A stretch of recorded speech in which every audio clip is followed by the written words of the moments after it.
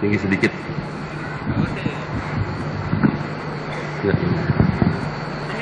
Cukup.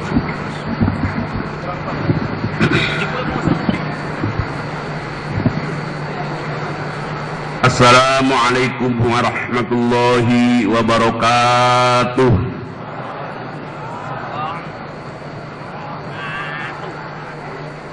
Alhamdulillahilladzi hadana li hadza wa ma kunna linahtadiya laula an hadana Allah.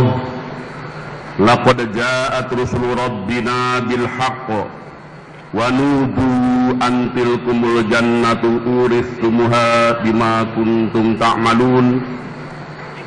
Walladzi arsala rasulahu bil huda wa dinil haqq liyudhhirahu 'ala ad-dini kullihi walau karihal musyrikun.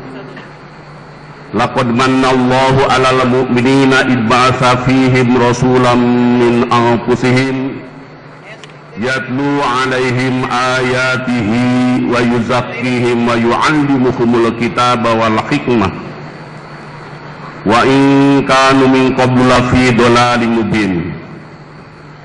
Asyhadu an la ilaha illallah wa asyhadu anna Muhammadar Rasulullah sallallahu alaihi wasallam wa ala alihi wa ashabihi, amma ba'd.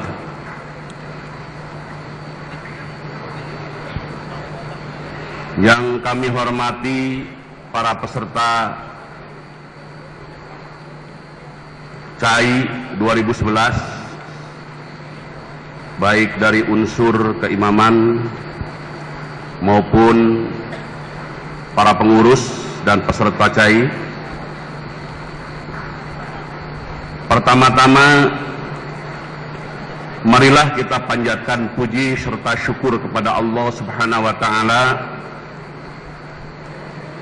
Bahkan untuk kita orang jamaah tidak pernah berhenti setiap saat untuk selalu bersyukur kepada Allah atas segala nikmat yang telah diberikan kepada kita semua. Seandai kata nikmat itu kita ingin menghitung satu persatu, tapi tetap tidak bisa. Sesuai dengan firman Allah, wa in ta'uddu nikmatallahi la tuhsuha. Selanjutnya, berkat pertolongan Allah, kita setelah jamaah ini dinasehati, kemudian dididik, diajari ngaji Quran hadis sebagai pedoman ibadah, akhirnya faham ternyata dari sekian nikmat yang telah diberikan oleh Allah kepada kita, nikmat hidup sekali ini dijadikan jadi orang jamaah merupakan nikmat yang pol dari sekian nikmat yang telah diberikan kepada kita. Tentu pernyataan itu adalah berdasarkan dalil-dalil Al-Quran dan Al-Hadis yang sudah kita ketahui bersama. Untuk itu, pilihan Allah kita hidup sekali ini dijadikan orang jamaah, kita wajib mensyukurinya dengan kalimat syukur alhamdulillahirabbil alamin.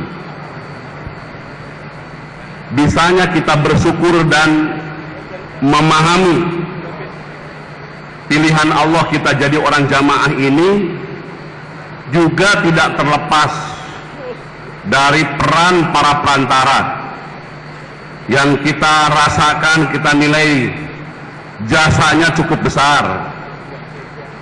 Kalau kita urut sejak junjungan kita Nabi Muhammad sallallahu alaihi wasallam, para sahabat, para tabi'in, orang-orang yang dekat kepada tabi'in, akhirnya sampailah kepada putra Indonesia terbaik, yaitu Bapak Kiai Haji Nur Hasan Al-Ubaidah Lubis, yang saat itu kita angkat sebagai amir kita.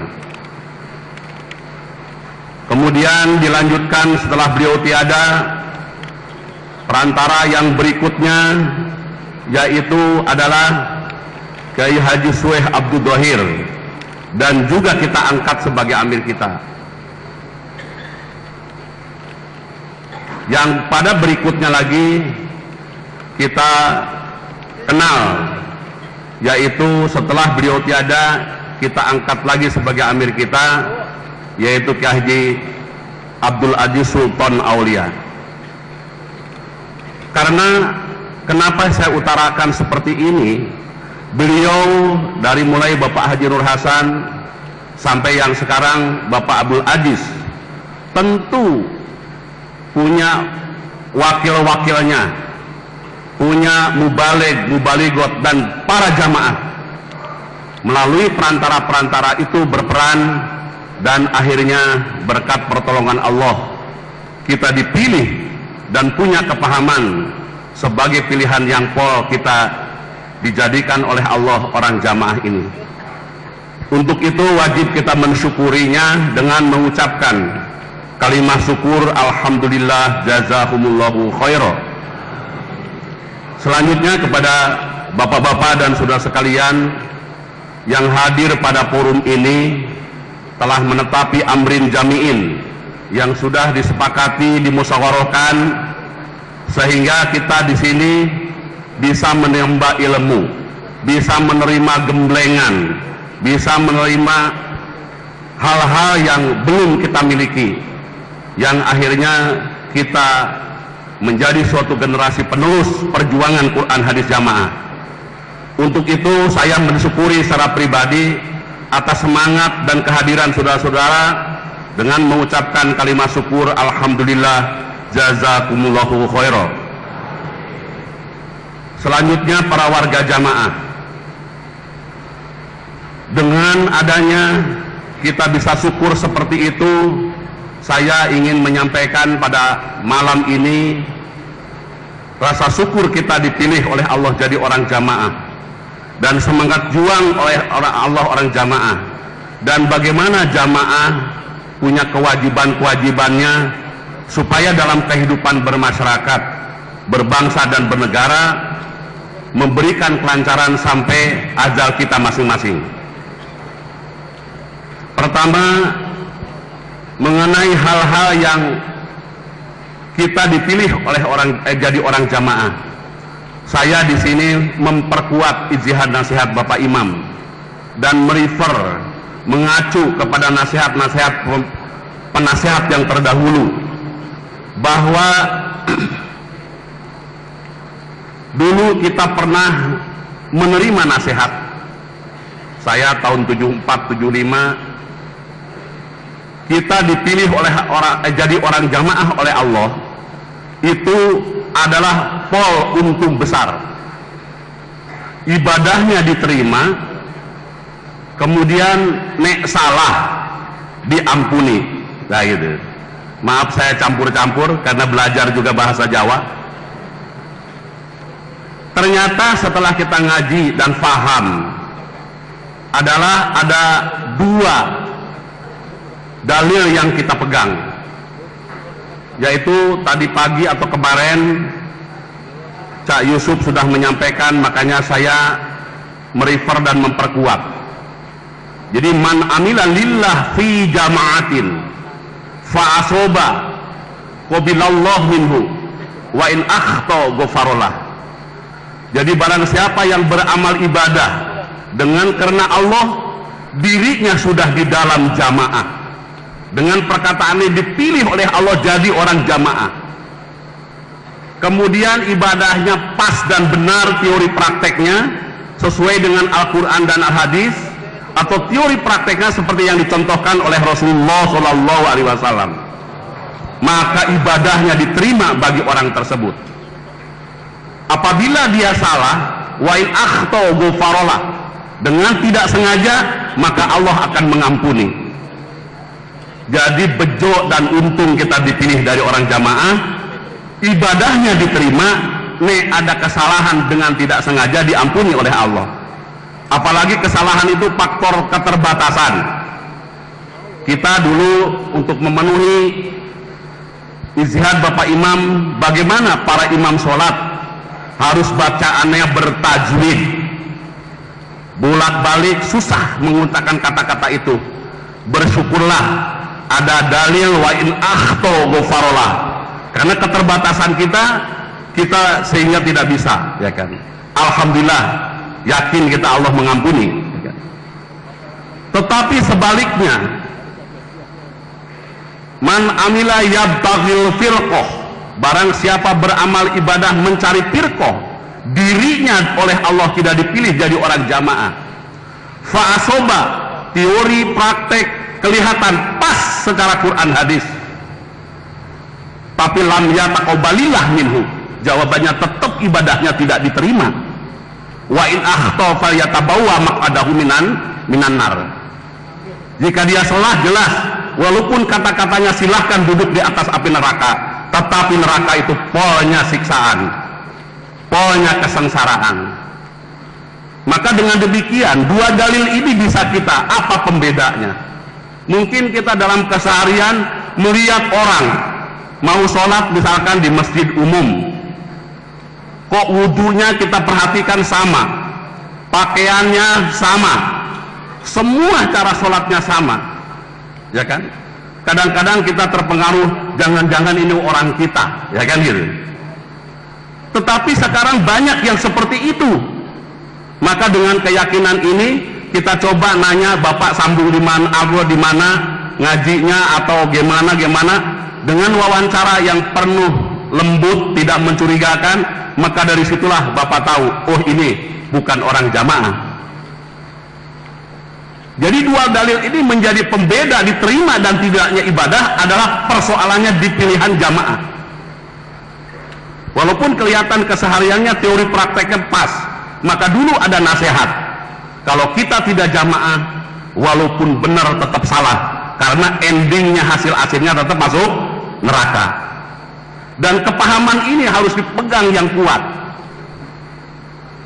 Kalau memang kita sudah memahami, syukur dipilih oleh Allah jadi orang jamaah, maka kita juga harus paham terhadap ujian, cobaan, rintangan, merupakan itu ujian bagi orang jamaah. Yang namanya diuji itu bukan turun kelas, tetapi untuk naik kelas. Bahkan di dalam surat Al-Baqarah insyaallah 214, am hasibtum an tadkhulul jannah walamma ya'tikum masalul ladina khala min qablikum masathumul ba'sa'u wad-dharra'u wazulzilu hatta yaqula rasulu walladzina amanu ma'ah mata nasrullah ala inna nasrullahi qarib. Jadi jangan menyangka kamu sekalian akan masuk ke dalam surga sebelum diuji, dicoba seperti umat-umat terdahulu. Apakah itu para rasul, apakah itu ya kita orang jamaah, ataukah orang-orang para sahabat, itu diuji, dicoba. Kita kembali kepada fokus jamaah. Kalau itu dikatakan jangan menyangka kamu sekalian orang jamaah akan masuk surga sebelum diuji, dicoba seperti umat-umat terdahulu. Apa yang menimpa kepada diri kita tentu adalah kadang-kadang doro, kita sampai kepada titik akhir kita menjadi fakir yang berat, sampai kita digegeri, gonjang-gancing, kadang-kadang dikurangi rezekinya. Dulu sebelum jamaah kaya, setelah jamaah dipilih oleh Allah menurun rezekinya, atau sebaliknya. Dulu waktu jadi jamaah miskin atau biasa-biasa saja, setelah jadi jamaah Allah menguji menjadi kaya, ya kan begitu. Nah, dengan demikian maka kita paham bahwa kita dipilih dari orang jamaah akan selalu diuji oleh Allah, sehingga pada suatu saat di hadapan Allah merintih, mata nasrullah, mana pertolongan Allah? Dijawab, ingatlah pertolonganku dekat. Makanya dulu kita sering mendengarkan nasihat dari juga dipakai Haji Thayyibun, ribuan rintangan, jutaan pertolongan, miliaran kemenangan, surga pasti. Kita paham di sini. Kalau kita sudah paham dipilih jadi orang jamaah, kemudian kita paham jamaah akan diuji dan dicoba, maka Allah terus memanggil, ya ayyuhalladzina amanu in tansurullaha yansurukum wa yutsabbit aqdamakum. Ya-nya tuh ya munada, jika kamu sekalian menolong agama Allah, aku akan menolongmu. Mestinya kalau dipanggil ya munada, ya ayyuhalladzina amanu, hai generus, ya kan begitu. Jika kamu menolong agama Allah, maka kamu akan ditolong oleh Allah. Siap Allah, kan begitu kan? Umpama kita harus seperti Senkom, ada perintah siap, gitu. Karena ini ya panggilan, ya seruan, ya kan? Jadi harus kita bisa merasakan bahwa saya dipanggil oleh Allah untuk menolong agama Allah. Maka untuk itu di dalam hal ini, ya kan, Bapak Imam beristihad dan jamaah diberikan dapuan-dapuan. Ada dapuan pengurus ke dalam sebagai keimaman, ada dapuan sebagai pengurus organisasi, ada dapuan sebagai pengurus Senkom, ada yang dapuan PPG, ada Persinas Asad, dan semua itu semua dalam konteks kita diberikan amal soleh dan memenuhi panggilan Allah, menolong agama Allah. Saya akan tanya, apakah generasi muda siap untuk menolong agama Allah? Alhamdulillah, jazakallahu serempak. Saya tidak ulang lagi karena saya lihat semangatnya seperti itu. Kemudian kalau memang demikian, maka Allah akan menjamin kepada kita, summa nunadi rusulana walladzina amanu kadzalika haqqun alaina nurjul mu'minin. Jika demikian, kemudian utusan-utusanku dan kamu orang jamaah wajib oleh Allah akan diselamatkan. Saya bertanya, berarti saudara-saudara takut atau tidak? Hah? Nah, saya kurang mendengar itu, ya kan? Jadi sebagai orang jamaah di dunia ini punya rasa takut atau tidak? Kalau memang sudah ada jaminan Allah, sanggup saudara membela agama Allah? Alhamdulillah, jazakumullah khairan. Jadi kalau memang demikian, jangan ada praktek di lapangan. Ijtihad Bapak Imam ada Senkom, disebut LDII takut, Pak saya bukan LDII tapi Senkom. Ini keliru. Jawaban yang benar, iya Pak saya LDII. Ada satu jawaban de jure menurut aturan, ada yang satu jawaban de facto. Jawaban de jure belum ada Pak aturan yang melarang dari level mulai undang-undang sampai kepada peraturan pemerintah, perda, dan di paling bawah yang melarang warga LDI masuk Senkom. Kan begitu. Juga praktek pada umumnya orang NU, banyak yang masuk partai PKB, ada yang masuk partai Hanura, ada yang masuk partai mana lagi, Demokrat, dan sebagainya dan sebagainya. Ini adalah jawaban antara de jure dan de facto. Jangan karena takut disebut LDII terus menjadi nyelimur, atau apa nyelimur istilahnya, bahwa mengalihkan perhatian saya Senkom. Itu tidak benar. Maka dijawab semua ijtihad Bapak Imam, saya LDII dan bisa jadi anggota Senkom sebagai mitra Polri, kan begitu. Paham tidak? Ya kan? Nah, ini. Jadi jangan sampai menjadikan ijtihad keimaman untuk takut yang satu lari ke yang lain. Itu tidak benar. Maka yang penting keberanian tadi dijawab dengan aturan. Kita sebagai warga negara yang baik mentaati peraturan pemerintah yang sah, dijelaskan secara baik dan benar. Nah, maka kalau memang sudah paham kita, ya kan, sebagai syukur jadi orang jamaah, tolong panitia kalau nanti kepanjangan diingatkan. Jadi, nah kita siap, ya kan, dengan memahami Quran hadis jamaah. Maka dengan demikian saya bergeser sedikit terhadap pengertian-pengertian yang sekarang dikumandangkan, yaitu dalam dalil atau hadis Nabi, innahu hadhil millah sataftariqu ala salasin wa sab'in sintani wa sab'una finnar wa wahidatun fil jannah wa hiyal jamaah. Jadi Nabi sudah memprediksi ke depan, prakteknya sekarang. Sataftariqu sintanpis menghadapi fil mudhari akan pecah Islam menjadi 73 golongan. Sintani wasabuna finnar wa wahidatun fil jannah wahiyal jamaah. Bagaimana sekarang kenyataannya di luar? Umat Islam yang ada di Indonesia dan ranah Melayu tidak mau disebut sintani wasabuna finnar. Maka orang NU mengaku saya aswaja ahli sunnah wal jamaah. Demikian juga Muhammadiyah, Persis dan lain-lainnya juga aswaja ahli sunnah wal jamaah. Saya bergeser sedikit. Pada waktu imam kita yang pertama, Bapak Kiai Haji Nur Hasan, mengajak sebetulnya inginnya menerapkan ahli sunnah wal jamaah. Tapi setelah dilihat pada prakteknya mereka tidak berpedoman ibadahnya terhadap Al-Quran dan Al-Hadis, dan prakteknya ibadahnya banyak bid'ah. Saya pernah di sekolah di madrasah waktu itu agak kritis kepada guru, diajari masalah sholat, mahwa ta'rifu sholat, apa pengertiannya sholat. Menurut guru saya di madrasah dan para kiai pada umumnya, as-sholatu wa aqwalun wa af'alun muftatahatun bitakbir wa muhtatamatun bitaslim. Salat itu pengertiannya menurut definisi adalah serangkaian ucapan dan gerakan yang dimulai dengan takbir dan diakhiri dengan salam.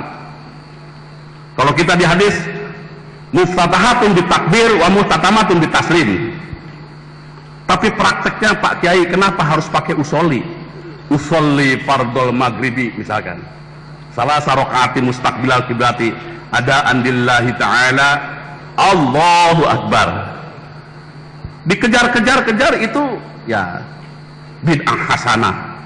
Dikejar-kejar itu pada kullu bid'atun dolalah wa kullu dolatun finnar, dan banyak hal. Nah, setelah kita lihat, maka Bapak alhamdulillah dengan kecerdasan beliau Bapak Imam kita Pak Haji Nur Hasan, maka dibuatlah Quran hadis jamaah. Sebenarnya ahlu sunnah wal jamaah. Sebab kalau diajak dulu ahlu sunnah wal jamaah, umpama ajakan itu paling ya saya juga ahlu sunnah wal jamaah. Ajakan Pak Haji ini ya biasa, itu tidak aneh, ya kan? Maka dibuat istilah terminologi Quran hadis jamaah. Saya penjelasan ini dari Pak Kiai Kasmudi. Nah itu, maka terus diajarkan kitab sholat, himpunannya jelas beda, hitam putihnya ini bid'ah, ini tidak. Insya Allah paham saudara ya. Nah, saya pernah dikritik, kenapa Pak Abdul Hasan orang LDI selalu Quran hadis jamaah, tidak Quran hadis saja? Ya saya jelaskan, tapi tidak seperti itu penjelasannya. Dijelaskan ya, ini mengutamakan pedoman Quran hadis. Di dalam Quran hadis ada perintah-perintah wajib berjamaah, supaya warga LDI terngiang masalah jamaah itu rahmat, membangun sholat berjamaah dan sebagainya gitu kan. Ini kelihatannya ro'yu, tapi supaya bisa diterima mereka, ya kan? Karena mereka hanya dikenal Quran hadis. Tapi alhamdulillah beberapa mereka bisa terima, ya kan begitu. Maka dengan demikian kita paham sekarang makna yang sebenarnya Quran hadis jamaah dikaitkan dengan dalil. Dan istilah ini, saudara sekalian, saya dengan Pak Kiai Kasmudi atas izin Bapak Imam hadir di suatu seminar tentang aswaja ahlus sunnah wal jamaah. Mereka baru memberikan pengertian definisi. Tidak mau disebut sintani wasabuna finnar, tetapi saya ahlu sunnah wal jamaah, bermazhabnya Imam Syafi'i, dan tauhidnya mana Pak Khalil? Hasan Al-As'ari Al-Maturidi atau apa? Nanti gampang kalau kan tuh. Pokok itu. Nah, mereka mazhabnya ngaku Syafi'i.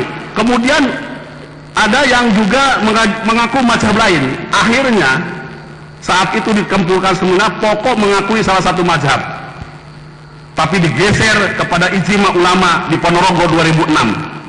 Komisi Fatwa kumpul seluruh Indonesia MUI untuk mengeluarkan ijma ulama. Di situ terpetik bahwa di dalam menetapi cara berpikir keagamaan, taswiyatul manhaj, maka LDII sama dengan cara berpikir ormas-ormas lain dan juga MUI, yaitu kita menerangkan aswaja kita ma'ana alaihi wa ashabi, apa-apa yang ditetapi oleh Rasul dan para sahabatnya, yaitu Al-Quran dan Al-Hadis. Tidak dilanjutkan. Maka di dalam keputusan ijma ulama, karena tadi ini mengaku ahlu sunnah wal jamaah, mengaku ahlu sunnah, dikatakan asli sunnah wal jamaah dalam pengertian luas. Nah, ini menjadikan suatu pegangan. Jadi ternyata pada prakteknya di lapangan tidak mau orang disebut sintani wasapuna pinar, ya kan gitu. Nah, nanti bagaimana cara kehidupan bermasyarakat, saya jelaskan. Ini dulu pahaman yang pokok dulu kita pengertian. Maka untuk itu ada respon waktu Kiai Profesor Dr. Kiai Haji Agil Sirot saat berkunjung ke pondok, kalau LDII ahlu sunnah wal jamaahnya berpegang kepada koridor, selama dalam koridor ma'ana alaihi wa ashabi, sama ahlu sunnah wal jamaah, ini telah diakui oleh mereka. Jadi saudara sekalian, generasi muda, kalau kita berbicara masalah ahlu sunnah wal jamaah, kami juga dalam koridor itu, apa-apa yang diterapi oleh Nabi dan para sahabatnya, yaitu Al-Quran dan Al-Hadis.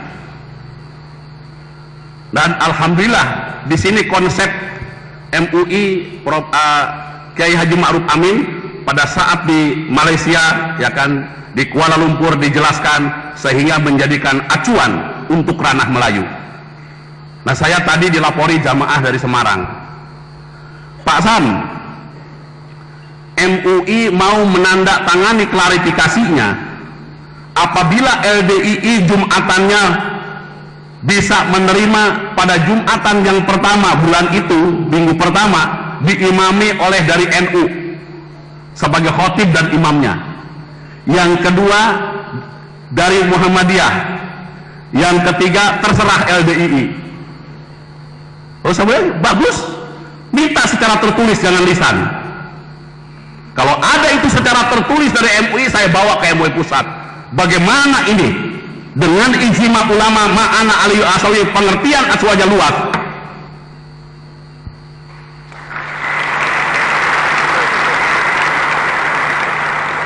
Ya tidak usah metiti seperti itu, tentu caranya halus, ini untuk memberikan semangat. Jadi kita tidak usah takut, pelajari aturan itu. Saya akan berbicara dengan pakai ma'ruf seperti ini. Padahal Muhammadiyah tidak mau juga diimami oleh orang NU. Itu praktek di lapangan. Kenapa bapak-bapak dari Semarang kok memaksa untuk LDI supaya begitu? Ini di mana bertentangan dengan ijma ulama komisi fatwa. Kita jelaskan. Asal minta dengan tertulis. Jangan bingung. Ya kan? Insya Allah paham ya, jadi ya. Nah. Dan alhamdulillah saudara sekalian, kita 2006 menerima klarifikasi puja kerjaan setelah DPP menerangkan klarifikasi LDII. Ada 8 klarifikasi, mungkin saya intinya saja bahwa 21 provinsi sudah menerima secara tertulis.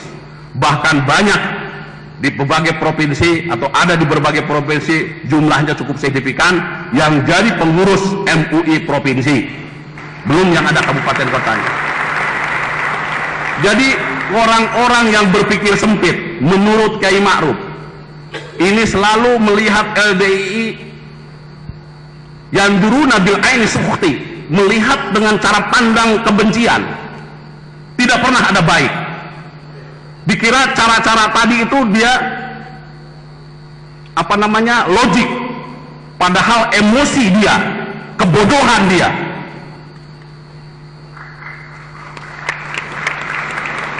Jadi untuk itu saya menekankan kepada saudara-saudara, kita sebagai orang jamaah akan yakin ditolong oleh Allah, dan kita pelajari sebagai warga negara baik aturan-aturan itu.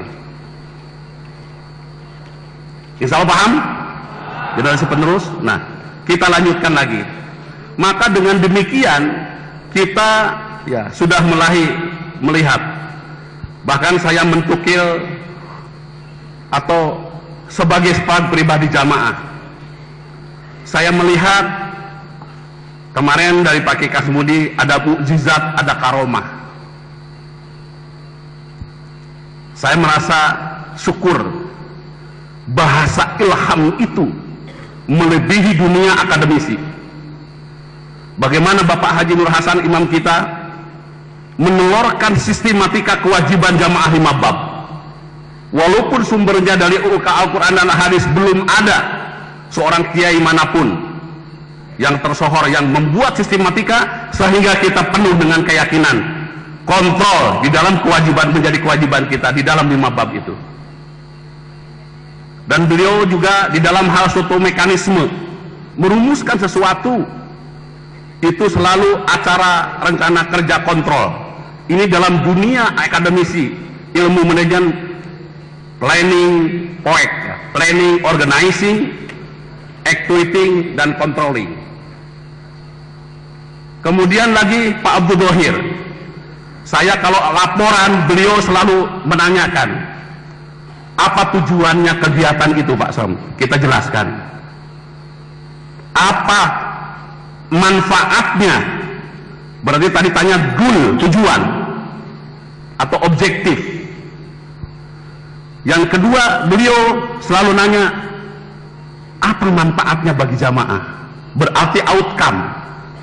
Apa hasilnya untuk jamaah, berarti output. Beliau langsung bertanya bagaimana dampaknya atau pengaruhnya terhadap perjuangan Quran di jamaah, berarti impact. Saya tercengang, terkagum dengan pertanyaan-pertanyaan beliau. Saya katakan kepada kawan-kawan DPP, ini adalah logical framework yang sering dalam dunia kerja, dunia akademisi selalu dilontarkan ini. Terus berpikir, beliau adalah bahasa ilham. Jadi sangat banyak kelebihan-kelebihan dalam hal sekarang. Bapak Imam kita lebih mengembangkan kepada musyawarah, dan melalui dalam manajemen.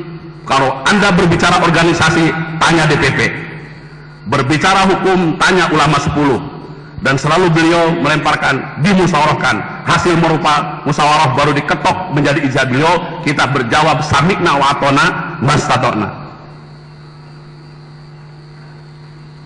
Nah, ini hal butir-butir yang perlu dipahami, ya kan. Maka dengan demikian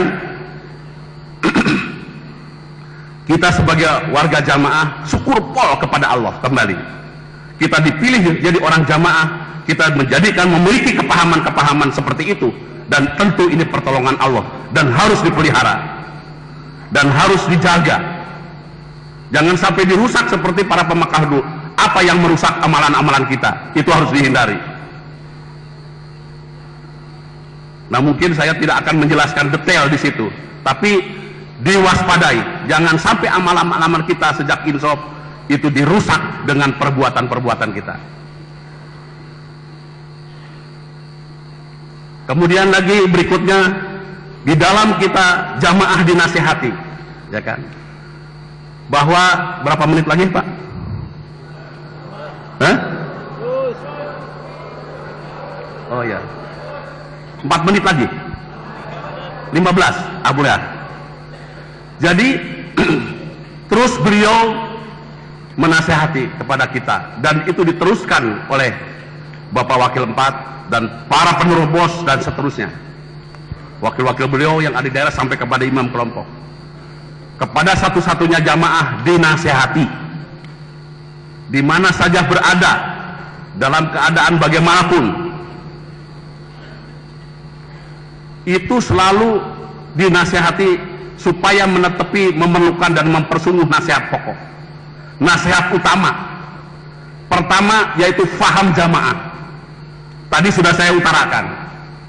Jadi fahamnya jamaah itu seperti yang dinasihatkan oleh Pak Cak Yusuf. Insya Allah catatan sudah ada.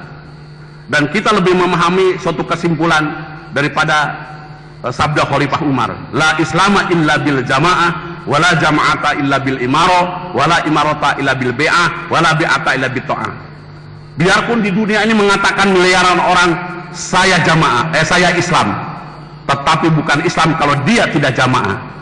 Banyak di dunia ini mengatakan juga saya jamaah, ahlu sunnah wal jamaah, ya kan begitu. Tapi dia kalau tidak ada amirnya tidak bisa.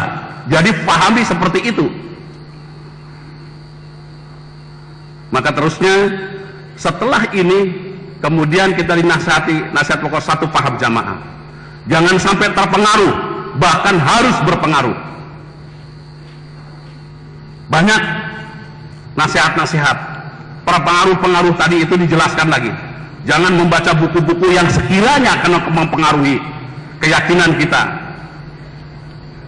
Kemudian Pak Adi Ridwan juga menjelaskan, ya kan, hal-hal yang terkaitan untuk menjaga suatu amalan kita. Jangan sampai tidak terasa kita merasa masih jamaah, padahal kelakuan kita sudah kepada ranah mengkufur. Ini juga saya harus diwaspadai. Kemudian yang kedua, supaya jamaah di mana saja berada, kapan saja, dalam keadaan bagaimanapun, tetap sambung jamaah. Kadang-kadang saudara didapuk sebagai pengurus organisasi, sibuk, hampir tiap saat, tiap minggu musyawarah. Saya makna pengertian supaya sambung. Bagaimana saya sambung bisa di subkelompok dan kelompok? Tetap kita perlukan. Nah kemudian Pak Ki Kasmudi menjelaskan kepada saya, apakah makna sambung itu harus secara fisik? Nah tentu kita dapat nasihat. Jika di kelompok kita tidak bahas yang sepokok, kemudian ada acara yang lebih tinggi di desa atau di daerah, atau kan di pusat, ada satu musyawarah, kita memberitahu kepada imam kelompok kita, malam ini ada acara di pusat. Tentu mekanismenya izin, ya kan gitu kan? Itu sudah sambung. Jadi sambung itu juga komunikasi. Jadi imam kelompok sebagai yang diberikan oleh imam kita yang kita beat, menyaksikan jamaahnya pergi ke sana dalam rangka memperkuat agama itu ke atas. Ini etika itu harus dipegang, ya kan, sebagai jamaah yang paham. Kemudian nasihat utama yang ketiga adalah jamaah di mana saja berada, kapan saja, dalam keadaan bagaimanapun, supaya ya kewajibannya 5 bab Quran hadis jamaah dilaksanakan, ditetapi, diperlukan, dipersungguh. Kriterianya sampai gitu. Jangan sampai ngaji cari sandaran terus ngantuk, ya kan gitu kan. Ini ngantuk. Itu hebatnya telinga kita, begitu mubaliknya mau selesai langsung wah sudah selesai kalau gitu. Tahu itu kalau selesai. Itu bukan seperti itu. Memang capek, ya kan, ngantuk ada, manusiawi, ya kan gitu. Tetapi kalau perlu kita jalankan nasihat, ngantuk berdiri, wudhu, mandi, kan begitu. Proses itu belum dijalani. Bahkan saya suka tambah, kalau perlu dinasihati itu mata. Hei mata, kamu budi asor. Sekarang kamu gilirannya sambung. Awas kalau kamu ngantuk, saya ganjal pakai tusuk gigi. Diganjal pakai tusuk gigi, kerdip, rasain loh. Nah, itu. Nggak apa-apa nasihati diri sendiri itu. Jadi memerlukan menetapi, memerlukan dan menetapi terus menerus, memerlukan sampai berhasil, ya kan? Mempersungguh lahir batin karena Allah di situ. Jangan sampai jadi alasan, Pak saya sibuk tidak bisa ngaji, padahal oleh Allah inna khalaqnal insana fi kabad. Kita dijadikan oleh Allah ini adalah makhluk yang sibuk. Jadi sibuk bukan jadi suatu alasan. Bagaimana bisa membagi waktu? Saya dinasihati dulu Pak Kastaman almarhum saat mengatakan mengatur waktu, Pak Sam, yang mengatur waktu itu Allah. Jadi yang benarnya membagi waktu. Jadi saya masih ingat itu. Bagaimana kita membagi waktu untuk ini, untuk ini, untuk ini, untuk ini.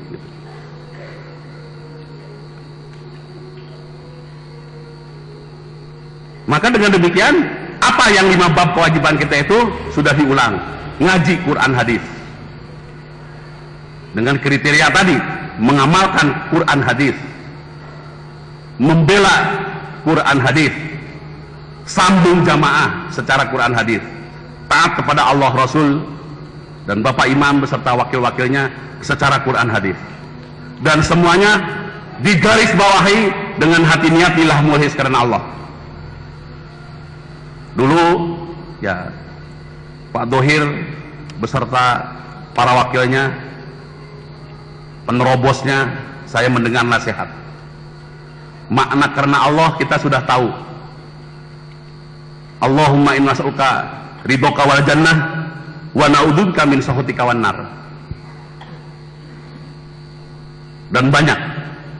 Selain kita mempelajari surat Al-Ikhlas, memahami surat Al-Ikhlas, tetapi yang saya maksud di sini, karena Allah ada halnya pekerjaan hati yang tahu diri kita dan Allah.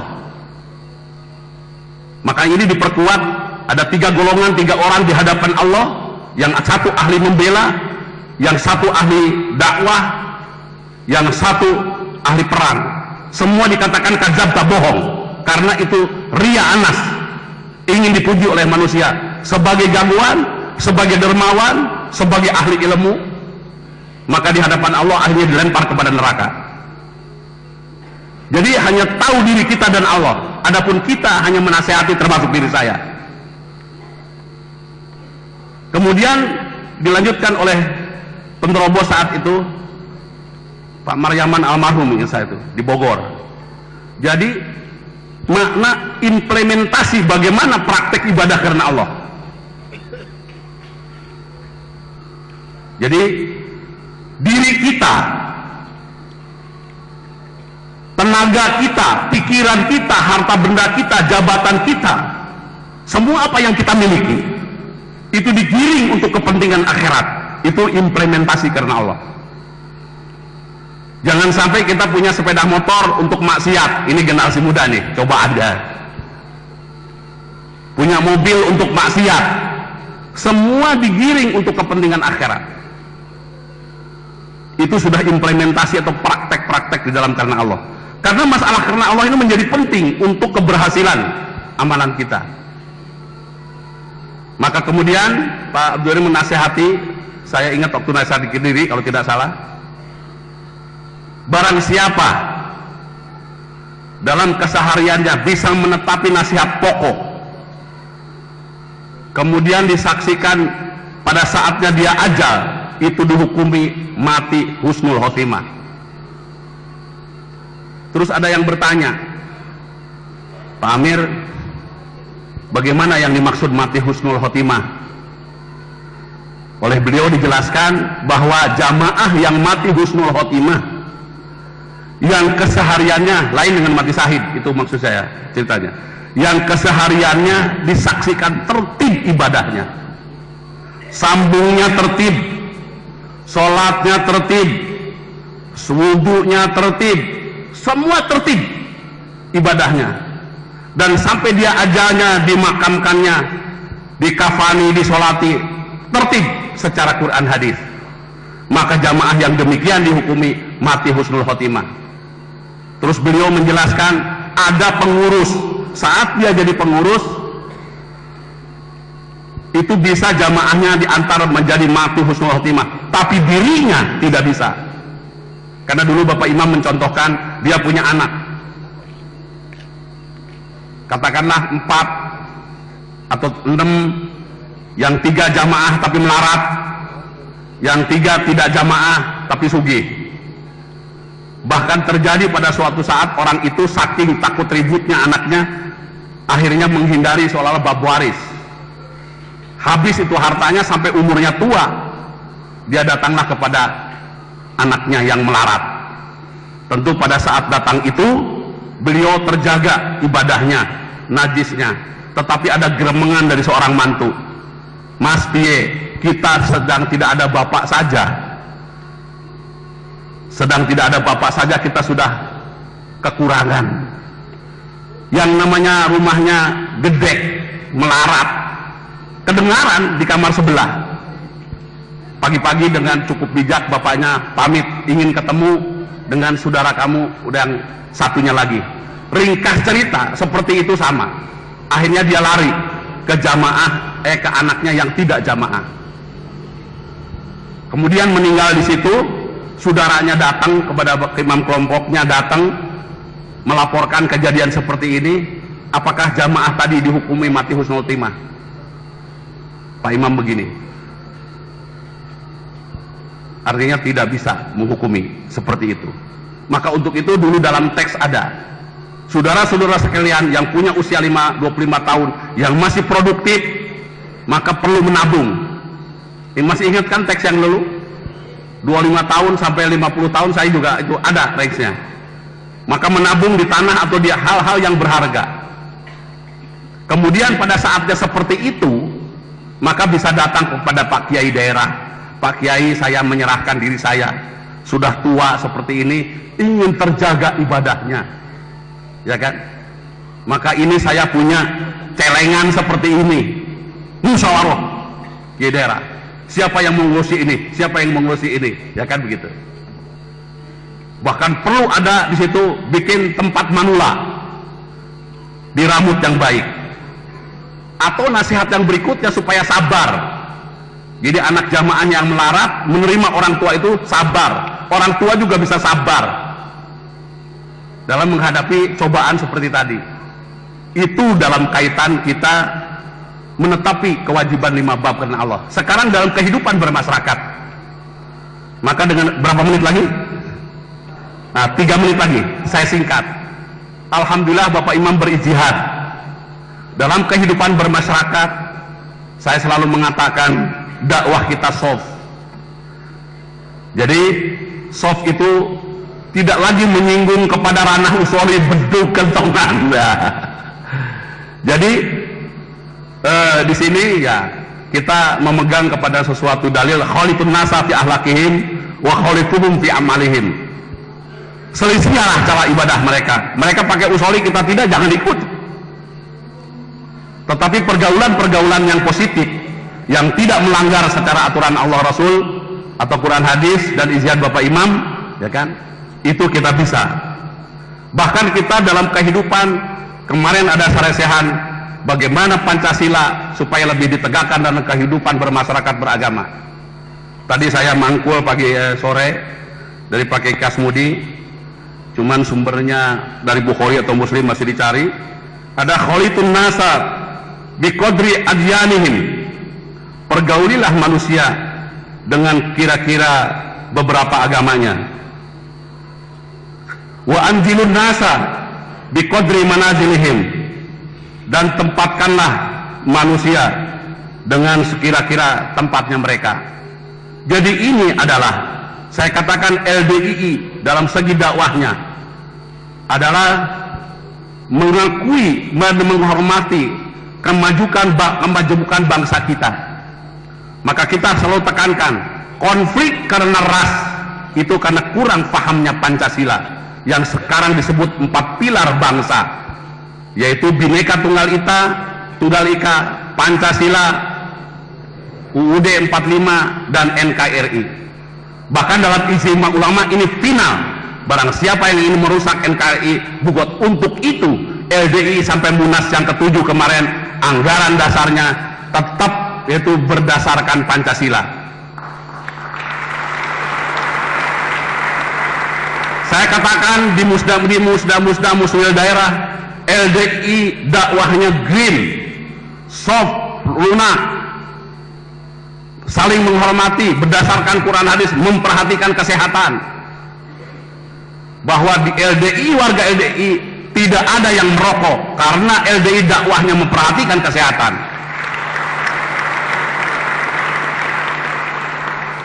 Kemudian LDI tidak radikal, LDI memusuhi terorisme karena itu bertentangan dengan ajaran Islam dan tidak ada contoh daripada Rasulullah.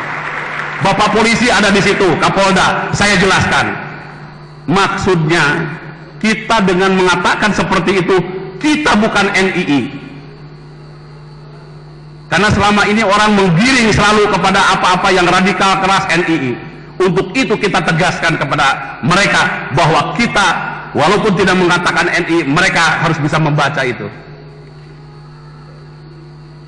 Bahkan waktu kita mengundang acara halal bihalal, ini kultural mereka, kita mengundang dubes-dubes ASEAN, pernah ditanya oleh sekretarisnya Saudara Yunis Pertahanan Singapura, kapan LDI melakukan deradikalisasi? Kaget kita. Kita tidak pernah dakwah kita radikal. Kita soft. Wah, kita jelaskan semua. Dan ini kita kumandangkan kepada seluruh, ya kan, kawan-kawan kita yang ada di daerah, supaya kita dakwah kita soft. Dakwah kita tetap membangun kemaslahatan umat. Dakwah kita tasamuh, toleransi. Tidak mencaci usoli. Saya katakan begitu. Tidak mencaci tahlilan, tidak mencaci kunutan. Kita adalah di sini sangat menghormati, karena kita menghormati ikhtilaf, perbedaan. Bagaimana tentang Ahmadiyah? Itu iftiraq, perlu diamputasi menurut Pak Kiai Ma'ruf, karena itu penyimpangan daripada agama Islam. Gitu. Tetapi dia sebagai bangsa harus dihormati dan diakui dan dilindungi. Itulah aturannya pemerintah yang mengatur dalam SKB. Jadi kita jelaskan tentang keputusan kita kepada Ahmadiyah mengikuti keputusannya MUI. Inilah, nah, untuk itu kenapa LDII menjadikan ijtihad Bapak Imam, supaya kewajiban 5 bab masing-masing jamaah lancar sampai ajal kita masing-masing. Itu intinya. Tapi tidak berarti memansuh ayat tadi, surat Al-Baqarah 214, am hasibtum al-ayah. Tetap cobaan itu ada, ya kan? Namun kita coba berusaha, karena tugas organisasi yang diamanati oleh Bapak Imam, satu adalah bajui jamaah, nutupi jamaah. Kemarin secara simbolik sudah dilakukan. Yang kedua, gamboi pejabat. Dulu aslinya seperti itu. Artinya kekuatan-kekuatan sosial. Sekarang bergaullah, gamboilah semua para tokoh adat, tokoh masyarakat, tokoh agama, tokoh politik, bahkan pejabat termasuk. Kemudian yang ketiga, ngatasi gegeran. Ngatasi gegeran. Yang keempat, membantu keimaman meramut dan membina jamaah. Nah, saya kira seperti itu yang dinasihatkan kepada organisasi. Saya kembali kepada suatu keberanian tadi. Waktu dulu Pak Dohir dilapori saat ada penginsop baru di daerah Mutong, Sulawesi Tengah. Kemudian di situ ada seorang lurah Agnia insop, orang Agnia, orang kayanya tapi luar insop. Tapi perilakunya setelah dia jadi jamaah tetap dia membantu luar. Tiba-tiba ada KUA ingin jadi lurah, dia terus kampanyenya akan menutup LDII bahwa sesat dan sebagainya. Kemudian namanya saudara Andi ini, jamaah kita dikeliling mau diserang, dia mengerahkan ratus polisi, sudah datang, sudah siap mengamankan. Jangan, ini menyalahi aturan. Jika masuk kamu ke halaman itu dan dilawan oleh mereka, kamu yang salah.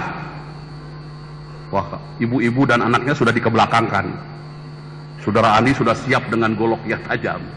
Begitu dia pakai lampu begini mencari ya saudara Andi dan jamaah itu, yang satu ditebas, lehernya lepas, yang satu dibacok aja. Terus setelah itu masa bubar. Alhamdulillah di proses pengadilan beliau dibebaskan dengan tanpa syarat, tanpa ini, karena membela. Itu dilapori terus kepada Bapak Imam Pak Dohir. Beliau ketawa, hahaha. Kalau seperti ini jamaah keberaniannya, berarti ke depan Quran hadis jamaah maju.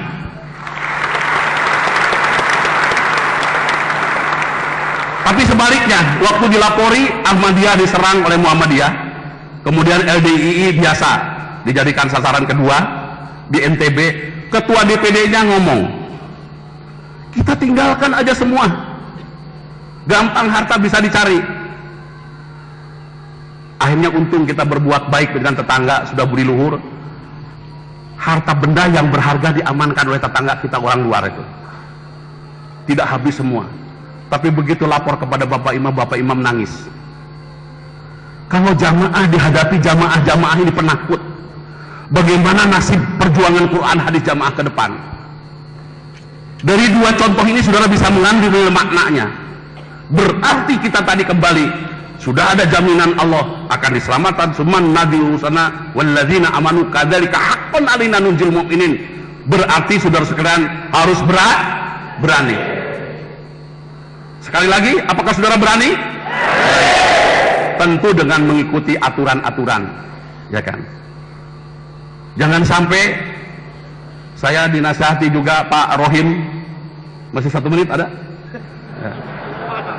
Pak Rohim Entu dulu memprediksi, singkat aja, Bapak Haji Nur Hasan, jamaah kalau sudah banyak, jamaah akan ada 4 golongan katanya. Golongan yang pertama pejuang. Jadi jamaah pejuang ini adalah yang selalu ibadahnya menjaga niatnya karena Allah, tidak salah niat. Yang kedua selalu memurnikan ibadahnya, tidak dicampuri bid'ah, khurafat, tahayul. Yang ketiga tetap bisa melaksanakan fatonah, bitonah dan budi luhur. Yang kedua adanya penjilat. Yang ketiga pengkhianat. Yang keempat jadi penjahat. Saya tidak akan mengurai lagi. Bahkan Pak Rohim saya tanya lagi tadi, boleh nggak saya sampaikan di forum ini apa yang disampaikan oleh Pak Haji Nur Hasan? Karena jamaah sudah besar, itu harus siap kita antisipasi kalau memang seperti itu akan ada. Bahkan kalau kita saksikan dalam perjalanan ini, itu merupakan hal cobaan-cobaan bagi kita, cobaan dari dalam, ya kan? Sekian, mudah-mudahan apa yang disampaikan tadi Allah memberikan manfaat dan barokah. Lebih kurangnya mohon maaf. Akhirul kalam, saya tutup dengan doa, ya kan? Allahumma sholli ala Muhammad wa ali Muhammad kama shallaita ala ali Ibrahim wa barik ala Muhammad wa ali Muhammad kama barakta ala ali Ibrahim fil alamin innaka Hamidum Majid. Allahumma inna nas'aluka ilman nafi'an wa rizqan thayyiban wa amalan mutaqabbalan. Allahumma anji aimatana, Allahumma anji jamatana, Allahumma ansur aimatana, Allahumma ansur jamatana, Allahumma barik aimatana, Allahumma barik jamaatana, Allahumma aslih aimatana, Allahumma aslih jamatana, Allahumma asfi aimatana, Allahumma asfi jamatana, Allahumma najina wa ahlina wa aimatana wa jamaatana minal qawmi dhulimina wa amalihim. Allahumma balighna makata wal madinata wal arafata warjukna hajal mabrur wardu'ana waghfir lana warhamna anta maulana fansurna ala qaumil kafirin. Allahumma hdina wahdi haulaini indonesiyin wa man ma'hum lil iman wal islam wa jamaah wa nasiha wa ala kilasana wa amali solihah wa ali bainahum fidil kal hidayah farjukum wa barik lahum. Allahumma rabbana atina fid dunya hasanah wa fil akhirati hasanah wa qina adzabannar. Allahumma sholli ala Muhammad wa Muhammad walhamdulillahi rabbil alamin. Wassalamualaikum warahmatullahi wabarakatuh.